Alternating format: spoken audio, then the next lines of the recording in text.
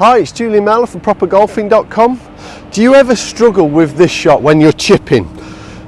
Actually catching the ball right out the corner of the golf club, out the shank of the golf club, and hitting that ball that goes out of control and probably off to the right. So let me just show you that shot. So I'm making my good setup, and then this happens. The ball's come right out the heel of the golf club and we've totally lost control. Worse still, it can go at 45 degrees and you end up in that horrible bunker that you've just avoided. So in this video, I want to show you a really simple drill that you can easily practice anywhere that will massively help stop this happening.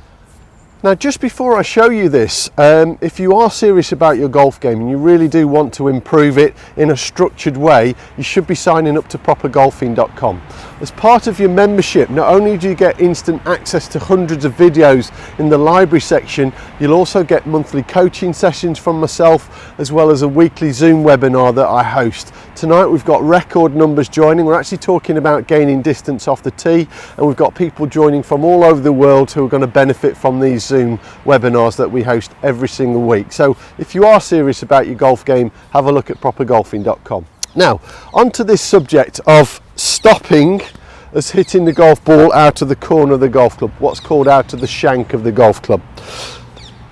What I've done here is I've got a spare golf ball that's just far enough away from my golf club that if I hit the ball correctly, I will catch the golf ball in the middle of the club rather than out of the heel. So what commonly happens when we're playing this shot is it's very normal to see golfers bring the club too much from the inside, and when that happens, the arms work slightly away from the body, and that's when we can hit the ball out of the corner of the golf club. So let me show you what happens if I get this exercise wrong. So I'm setting up with the golf ball in the middle of the golf club, and then this happens. So the first one's gone totally out of control and the second one has just shanked off to the right. So this is something that we're looking to avoid. And let's show you this simple exercise. Would you believe there's a parrots flying around in Coventry, of all places in the world? I never thought I'd see parrots flying around. What a noise. Okay, so let's show you what happens if we get this right.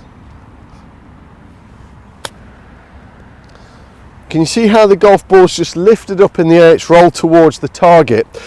So by having something physical in the way, it really does kind of trick the brain into going, do you know what, I don't want to move my arms further away, I need to avoid this golf ball at all costs. The other thing that we tend to find when you do that is if your swing path was coming a little bit what we call from out to in, again it's easier to avoid this shot, and a slight out to in strike when you're chipping is much better than an in to out strike, because if you are bringing the club in inside, it's very easy to hit the ground before the ball, or what most commonly happens is you top the golf ball.